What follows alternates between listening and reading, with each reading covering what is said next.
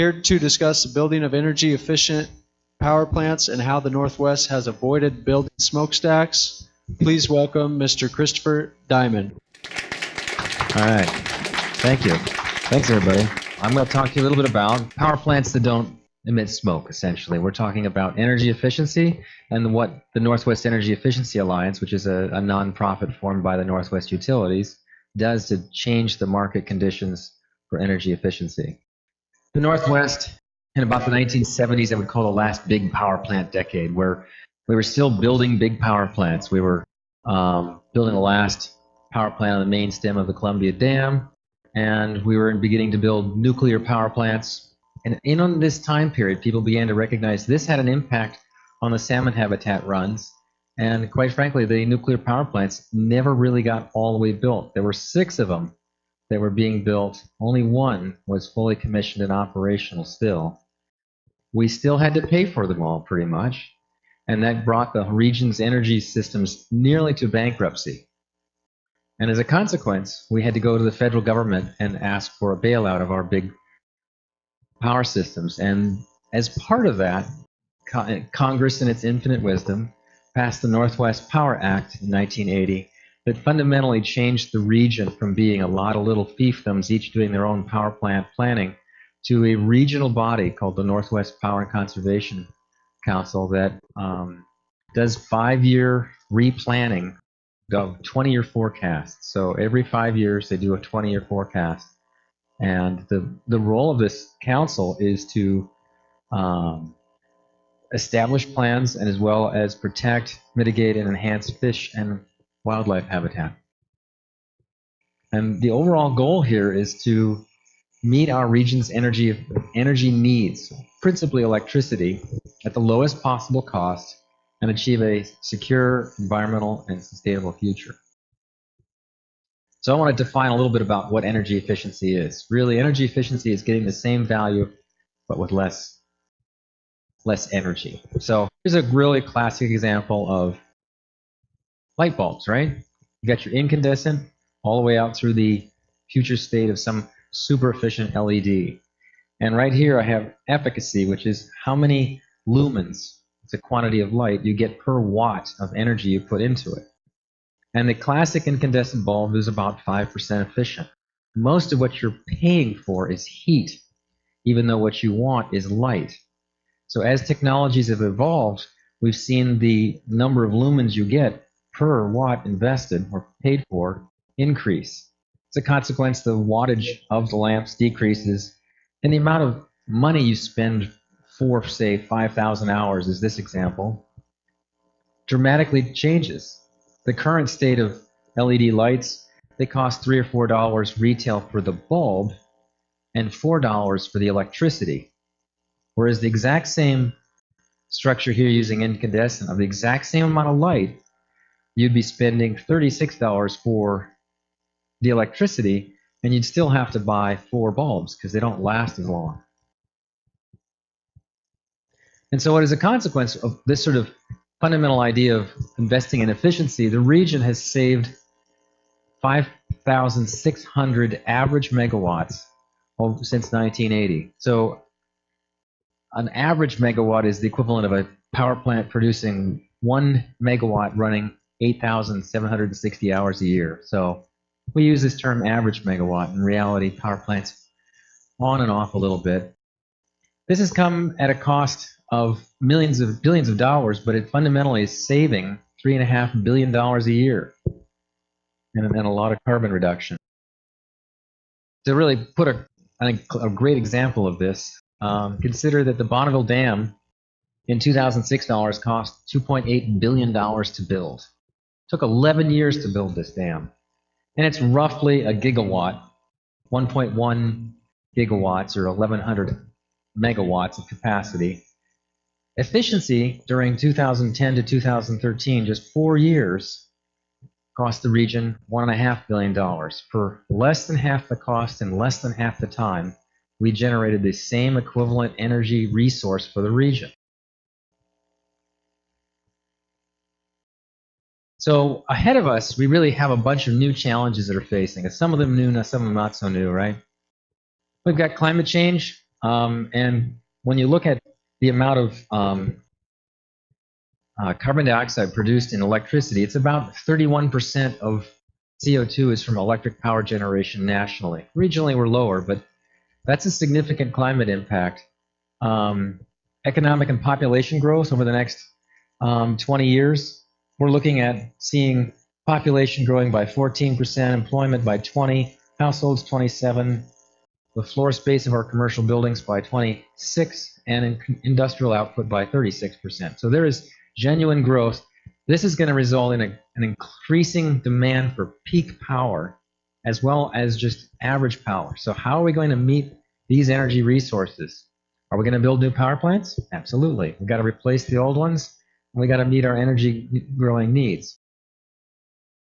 So this graph here kind of shows, on the horizontal axis, we've got time going out to 2035, and here is the average power generation, or average load of the region annually. And currently we're roughly 21 gigawatts, 21,000 megawatts on average. And without any investment in energy efficiency, that is going to grow all the way up to around 26,000 average megawatts, 26 gigawatts of power. And the Northwest Power and Conservation Council's regional plan basically has come up with the energy solutions mixes and variety, the forecasting need to basically say we can meet all of our energy needs with energy efficiency. Though realistically, we'll still be adding some new generation for locations where population might be growing quicker, or for areas where an older power plant, maybe a smaller one, needs to be upgraded or changes out. And that's pretty telling. Even though we've doubled the ability of our regional hydro system, we're going to do it again. We're going to generate that much more energy efficiency. So the key finding of the power plan, and this is the 7th one, they've now done every 5 years they've been doing this, is that we're going to rely on energy efficiency and demand response resources to meet our load growth. Well, why would we do that? Right? Because they cost less. And they're environmentally preferable as well. And just to drive this point home, on the horizontal axis is the cost per average megawatt. It's a metric of energy cost. And here's a bunch of scenarios, the top scenarios that they looked at. They looked at literally hundreds of variants of these, but these kind of are archetypal scenarios of like high natural gas, or maybe some solar. There's even some wind mix scenarios here. And what you're kind of seeing is that the blue is the amount of the capital investment, the actual power plant. The light blue is the cost of the operations and maintenance, and the red is the transmission and fuel cost. So when we look at, say, a solar application, you say it's got a very high capital cost. They're expensive to build, but they don't really have any fuel costs. So the only thing you're doing is doing a little transportation of the power through the grid. Even still, that fundamentally comes in substantially higher than any energy efficiency investments that the region makes, right? So we're at a fraction of the cost for the equivalent energy resource. Question is, can you really count on a power plant that is a saving? When you build one of these guys, you can measure it. How do we measure something that's not needed? And that's a big part of what the regional intellectual capacity, if you will, the resources that we've begun to really understand is generated. And here are the primary players in the energy efficiency world. The big one, of course, is the market. What does it want? What is it buying? That's the actor. All of us are around it, or just trying to serve that or have a role in that. The utilities are a major player. Bonneville Power Administration, which runs the hydro system, or most of the hydro system, I should say. The Power Planning Council, the Northwest Energy Efficiency Alliance that I work for, as well as regulators, policymakers. I even put annual rainfall in here because I figure, you know what, there is a player here. It's whatever comes out of the sky and how much snowpack we get, as well as the energy efficiency and renewable energy contractors that are out there. So let me talk to you a little bit about what I do for the Northwest Energy Efficiency Alliance. The NEEA was, as we call ourselves, was a nonprofit established by the regional utilities to do things that they can't individually do alone. You can't expect one little small PUD, say, to go negotiate with General Electric or Whirlpool or something like that, generate enough scale to change markets. All they really can do is work with their customers, helping them understand what their energy options are. And our principal roles, come on. I think I gotta do a different swipe, don't I? There we go. Our principal roles are we're identifying the technology, and as a product manager, that's my role. I'm out there trying to find what are the products, what's the strategy, what are the barriers, what are the opportunities, bring them into the market. The rest of my team here is involved with trying to accelerate the adoption of these technologies. I'll show you an example in a bit about one, and we're trying to leverage the buying power, 13 million. But beyond that, we actually reach in and collaborate with other regional parties like California and like. So how we work is we first look at what is current practice going to achieve, sort of if everything continues as the way it is, across time, a market share of, say, a new widget, whatever it is, let's call it a clothes dryer, new high efficiency clothes dryer, would get adopted over time, and we'll see it enter the marketplace. And maybe it'll achieve some threshold, 25, 10%. Who knows what the market fraction is? Let's call it 25%. What we're looking at is we're trying to figure out how do we intervene in the marketplace in a way that leaves it permanently changed. It's not just simply I'm going to pay you to keep buying energy efficient dryers. I want to change the conditions so what is happening in the marketplace naturally occurs. And this difference between what would have happened and what actually happens, that's the power plant. That's the energy savings. This is really easy to measure because that is what really happened. We can measure this one, but we can't measure what didn't happen. You have to work at doing projections and understanding roadmaps and market adoption rates. And that's a big part of what our organization does. And fundamentally, what we're really talking about is in the sort of classic phases of market adoption, sort of early adopters down here are where we're trying to get into the marketplace and we're investing a heavy amount of money to accelerate this early stage. Once it's here, we get out of the market. Utilities might still be providing incentives, say for the compact fluorescent or the LED light. We're long gone. We've already worked with the manufacturers, made that change, and now we're gone. And the market continues to grow. To illustrate this, this is the last 20 years of NEEA's activities where we've kind of grouped it into sort of groups. So this is the first 10 years of our activities. And we actually operated, we operated during this first 5 years, and we got out of the market. But the technologies, in this case, it was something called the front load clothes washer and some commercial building changes. Those improvements continue to save energy for the region for decades. The first generation of systems are starting to fade out. Energy efficiency measures and energy efficient changes don't last forever. They're like a power plant. They have a life cycle. And the stuff we've been doing in the last couple of years are only just beginning to show. So this is fundamentally a very long-term investment. It's not something where you can say, hey, I'd like to build a power plant, energy efficiency. You got to say, I want an energy efficiency power plant 20 years from now. What do I do now?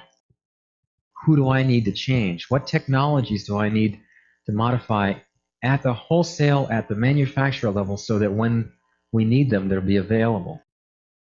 I'm going to give you an example, because I think this is illustrative of kind of how we might operate as one of, but there's each one of these different programs that we've been running and technologies that we're currently running has its own unique approach. But I'm going to talk a little bit about this retail approach. Imagine that what we're trying to do is change the way consumers buy products. Well, you could offer an incentive. I could say, I could pay you some money. That's one way. But I want to just step back for a moment and point out that every year, all of us in the Northwest, we buy the energy consuming products that consume 500 megawatts on average. So you're buying new toasters, dryers, TVs, and all that. Of course, it's not all incremental because you're throwing away the old TV or recycling the old refrigerator. But every year there's a decision of a half of a nuclear power plant being made, commitment to purchase power. So if we could just modify what consumers are being presented in the marketplace, just a couple percent a year, over time, say this commitment, this 2% shifted every year, that's 10 average megawatts, 10 average megawatts. You can see that that ends up being a pretty significant change in the market. So we were trying to change the television market about 6 years ago. And we had identified that this new super thin LED backlit LCD technology could have a huge impact on energy efficiency. But at the time, the naturally occurring baseline was going to be plasma screen TVs. They were lower cost, they're much nicer quality visually, at the time especially, than the LCDs of that generation. So what we realized was we need to change what was being built in the factories, but we don't have the leverage on the factories. We have access to consumers, but only indirectly. The ones that really have impact are the big box retailers. They sell 80-85% of all TVs. So we're talking the Costco, Lowe's, sorry, not Lowe's, Costco, Best Buy, Walmart, Sears. Those are the principal ones. So we worked with them. We got together with California and a couple New England states to represent 50 million consumers. And we established a specification saying, we want you to build 30% above Energy Star. And we'll pay you $15 a television. Now, if I paid you $15 on a television for a $1,000 television, it wouldn't change your choice. But Costco, for example, their net margin per TV is $15. I just doubled their profit. And all they have to do is present it to consumers. Maybe it's the first row, maybe they have someone who stands out in front and talks to you a little bit about it. We're not trying to change what they're good at. They're good at selling stuff. We're trying to change their motivation so that when they go to their suppliers, say LG or Panasonic or Samsung, and they place an order, they say, you know, next year we want 30% more efficient than Energy Star. And the guy's like, what? Oh, that's weird. Okay. And then Sears calls up and says, I'm looking to place an order on televisions. Can you do 30% above Energy Star? He's like, what? And then he calls up and says, hey, Walmart, I'm interested in knowing what kind of TVs can I get you? I've got some great new TVs. He said, well, I'd really like to see them be 30% above Energy Star. And at that point, he goes, oh my gosh, there is something going on here. I don't know what it is. He calls up his product managers. They get together and they say, what's going on? They find out that there's this coalition of utilities out there. And they go, So they call us up and they say, all right, this is cool. We can do this. We've got some technologies, LEDs, and we figure out how to make them thinner too and miniaturize. And we tell them, next year we want 40% above Energy Star. Okay, so they actually presented to, this is a for real case, they presented to these companies, we'll do 40% better than Energy Star next year, and we can have 2 years run ahead of our competition. And Samsung took the market. So that was how we changed the manufacturers by just a little right point change. So kind of in conclusion, we're doing power plant management on a 20-year rolling, every 5 years rolling plan, right? For fish habitat to figure out how we're going to keep 21 gigawatts of power on average running. We want to do it at the least cost, and it turns out that's energy efficiency, in which we're been successful at building 5.6 gigawatts at a cost of $3.5 billion. Now that's the savings to the region. If you went to a legislator and told them, I'd like to see $3.5 billion more economic activity in your region, they'd be like, what are you? I'm totally in on that. So that's really what this is all about. This is about a blended mix of resources. Renewables plays a hand, as well as what we call demand management, which is not just reducing kilowatt hours, but also reducing when they occur so we don't have to build a peaking power plant. Thank you very much, and I'll be happy to answer questions.